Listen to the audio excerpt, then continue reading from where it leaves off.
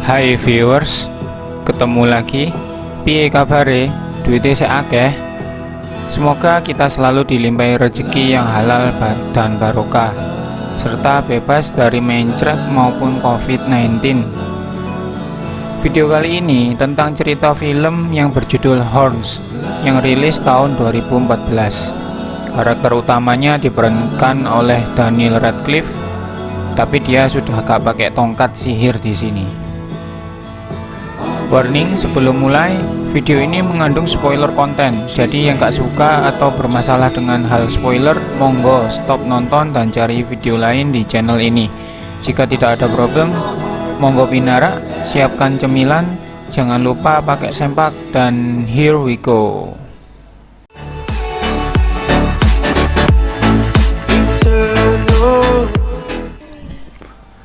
Film diawali sejoli remaja yang sedang santuy dengan libido yang tinggi, rebahan dan cipokan di bawah sebuah pohon. Scene berlanjut pada si cowok yang bernama Ignatius Parrish atau yang dipanggil Ik, yang terbangun dari mabuk minum tua. Dia lalu memainkan piringan hitam sambil mengingat kekasihnya yang sing ayu tenan. Dia mengintip keluar, terlihat banyak orang yang sedang mendemonya menyuruh dia pergi dari kota itu atau mati sekalian. Kenapa ya si Ik? Apakah dia kriminal, habis nyolong ayam, atau karena memiliki libido yang terlalu tinggi? Oke, lanjut ke cerita. Ik menemui orang tua dan kakaknya yang bernama Terry, membicarakan tentang menyewa pengacara dan sebagainya. Ik mengatakan bahwa Lee temannya adalah satu-satunya pengacara yang bisa dia percaya. Kemudian Ik pergi ke sebuah bar.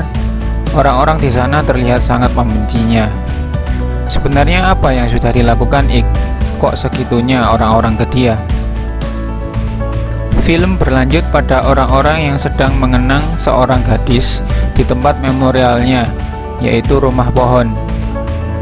Gadis itu bernama Marin. Dia adalah kekasih Ik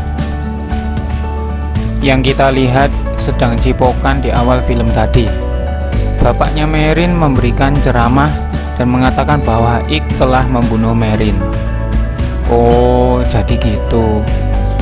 Glenna, teman Ik yang juga ikut orang-orang tersebut, lalu menyadari bahwa Ik ada di rumah pohon sedang mabuk tua sendirian. Setelah orang-orang pergi, Ik turun dari sana lalu mengencingi tempat memorial Marin. Ngawur goblok. Saat bangun pagi, ternyata dia bangun di samping Glenna. Mungkin habis mantap-mantapan semalam. Ik merasa kepalanya sakit, kemudian bercermin.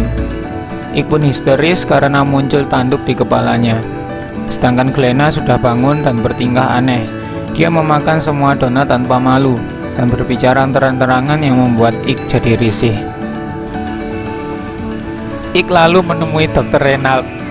Saat mengisi formulir, ada emak-emak dan seorang anak kecil yang marah-marah gak jelas.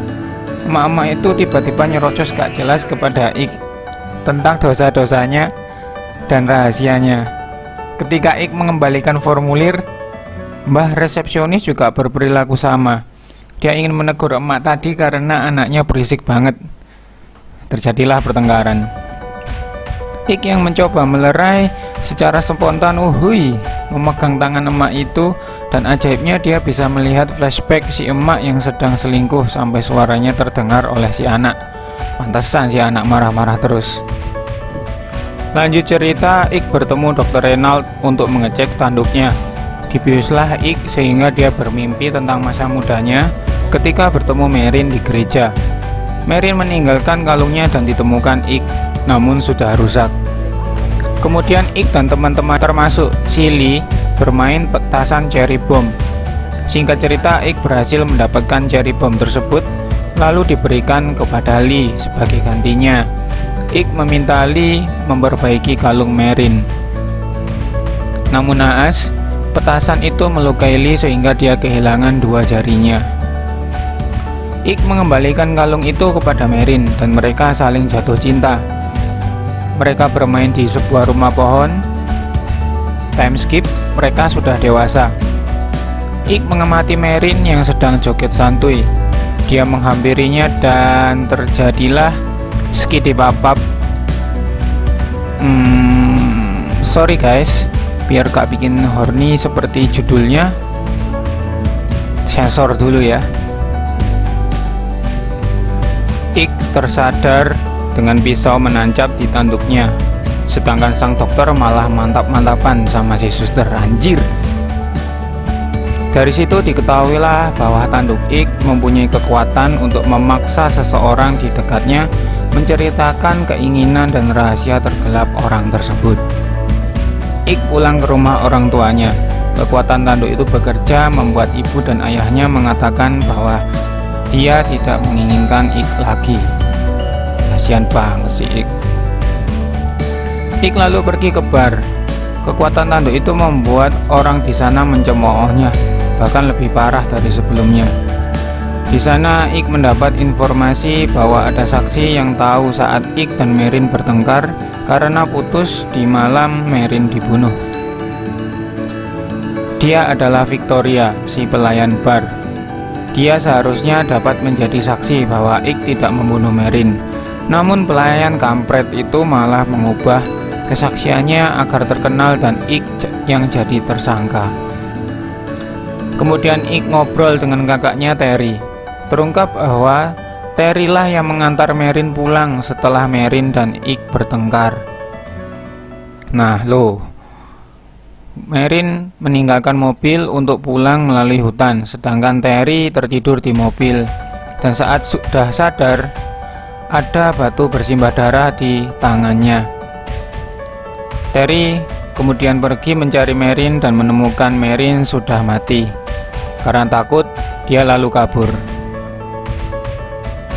Ik langsung kalap dan menyerang Terry, membuatnya ditangkap oleh Eric, si polisi yang juga salah satu temannya sejak kecil.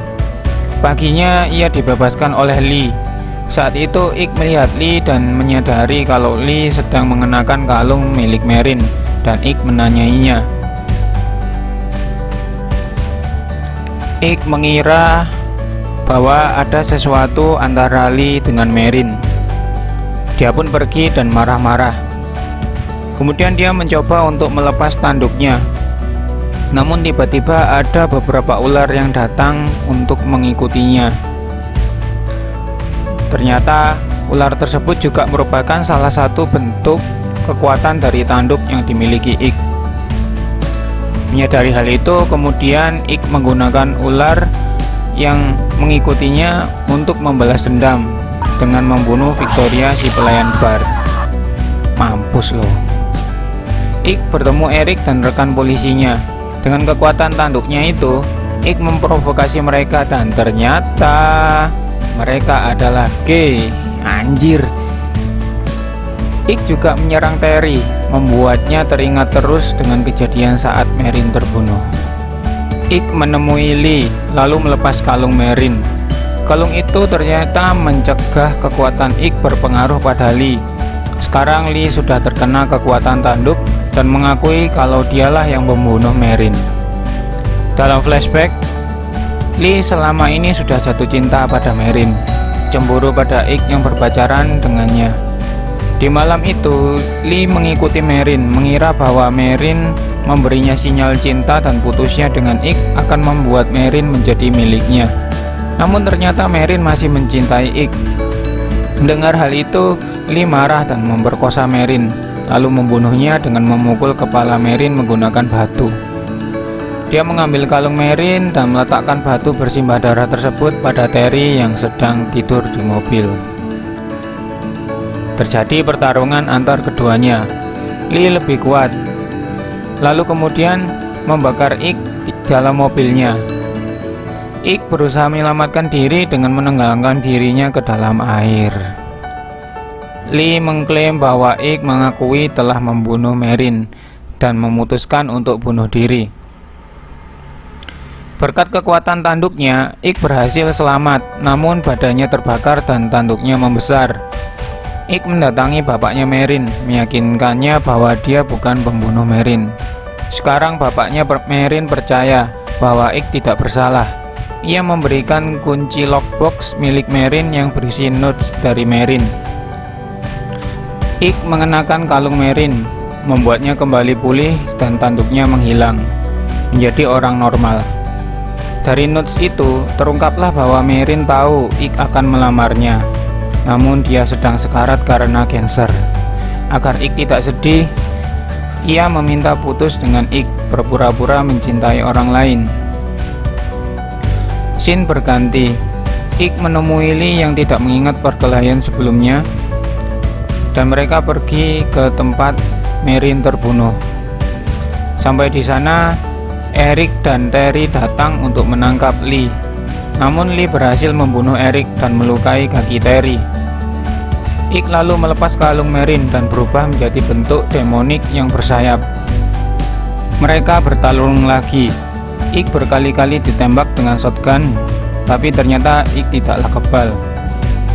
Lee berhasil melukai Ik. Kemudian Ik menusuk Lee dengan tanduknya dan memerintahkan ular-ular membunuh Lee. Setelah dendamnya terbalas, Ik mati karena luka yang didapatkannya tadi. Tubuhnya berubah menjadi abu dan mengeras seperti patung. Scene beralih pada Ik dan Merin seperti di awal film yang sedang mesra-mesraan. Mereka pun bahagia bersama di afterlife dan film pun tamat.